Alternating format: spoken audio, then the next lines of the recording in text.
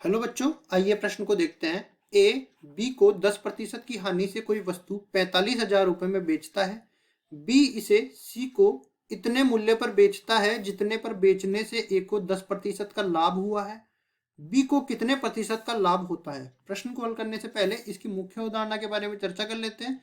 मुख्य अवधारणा देखिए, सबसे पहले तो हम लोग जानते हैं कि कोई x प्रतिशत है, इसका मतलब होता है x बटा में 100।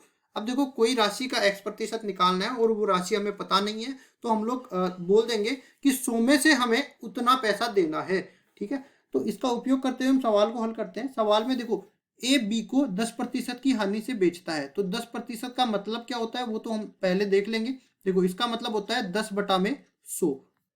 ठीक है, तो मतलब 1/10 के बराबर ये आ गया। अब देखो, यहाँ पे ए रख दिया मैंने, यहाँ पे बी रख दिया मैंने। ठीक है, ए के पास वो वस्तु 10 रुपए की है। अगर इसमें ये 10% की हानि खा रहा है, तो 10 माइनस 1 मतलब 9 रुपए में 9 इकाई के बराबर मैं मान लेता हूँ। 10 इकाई की इसके पास वस्तु है, 9 इकाई में बी को बेच देगा, तो वो कितने के बराबर हो जाएगी? वो 10% हानि पहुंच जाएगी। अब कोई वस्तु 45,000 रुपए में बेच रहा है, इसका मतलब ये है कि 9 इकाई 45,000 के बराबर है। मतलब कि 10 इकाई किसके बराबर हो जाएगी? 45,000, और इसमें भाग लग जाएगा 9 का और गुणा हो जाएगा 10 से। कुल मिला के ये आ जाएगा 50,000 के बराबर। ठीक है, मतलब कोई वस्तु इसके पास 50,000 की थी, जिसको उसने 10% की हानि खा के 45,000 में बी को बेच दिया। अब यहाँ पे देखो, ए और सी का फिर से नाम आएगा, एक ए और सी का फिर से नाम आएगा। अब बी क्या करता है, इसके पास 45,000 की जो वस्तु है ना, ये इसे सी को बेचता है। और किस दाम पर बेचता है? कि जितने पर बेचने से ए को 10% लाभ हुआ हो। तो ए का 10% 5,000 और लाभ हुआ है, इसका मतलब ये है कि ए के पास 10 थी और 10% लाभ होगा, तो 10 में 1 जुड़ के ये 11 के बराबर हो जाएगा। और यहाँ पे देखो, 10 इकाई किसके बराबर है? 50,000 के बराबर है।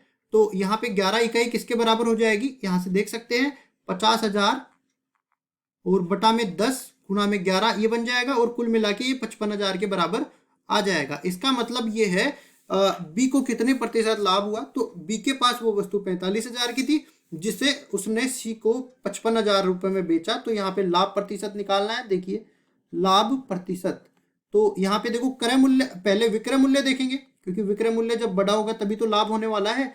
विक्रय मूल्य जो बेचने वाला मूल्य, और क्रय मूल्य जो खरीदने वाला मूल्य, जितने की वस्तु उसके पड़ी, और नीचे भाग लग जाएगा किसका? क्रय मूल्य का। क्रय मूल्य का भाग लग के अगर प्रतिशत निकालना है तो इसको गुणा कर देंगे हम लोग 100 से। तो देखिए, यहाँ पे विक्रय मूल्य बेची कितने में? 55,000 में, तो यहाँ पे आ जाएगा 55,000। इसी तरह यहाँ पे कितने की पड़ी? उसके 45,000 की पड़ी, और नीचे भाग लग जाएगा किसका? 45,000 का भाग लग जाएगा, और इससे गुणा कर देंगे 100 से। और ये क्या निकाल रहे हैं हम? लाभ प्रतिशत ये निकाल रहे हैं बी का। तो यहाँ से आप देख सकते हो, ऊपर तो 10,000 शेष रह गया, और ये गुणा हो रहा है किससे? 100 से। और नीचे भाग किसका लग रहा है? 45,000 का। अब देखो, यहाँ से ये लाभ प्रतिशत हम लोग निकाल रहे हैं। अब इसको हमें सरल करना है, तो क्या कर देते हैं? देखो, जो कटने वाला है उसको काट देते हैं यहाँ से। तो 3 जीरो से हमें 3 जीरो काटनी है, 2 ये कट गई, 1 ये कट गई। और यहाँ से देखो, 5 का फिर चक्कर बन गया, तो 5 9 45, और यहाँ पे 1000 को 5 से भाग देंगे तो ये 200 बन गया। तो कुल मिला के अपने पास 200 बटा 9, और ये प्रतिशत के बराबर आ जाएगा यहाँ पे लाभ प्रतिशत। अब देख लेते हैं, विकल्प भी यहाँ पे दे रखे होंगे।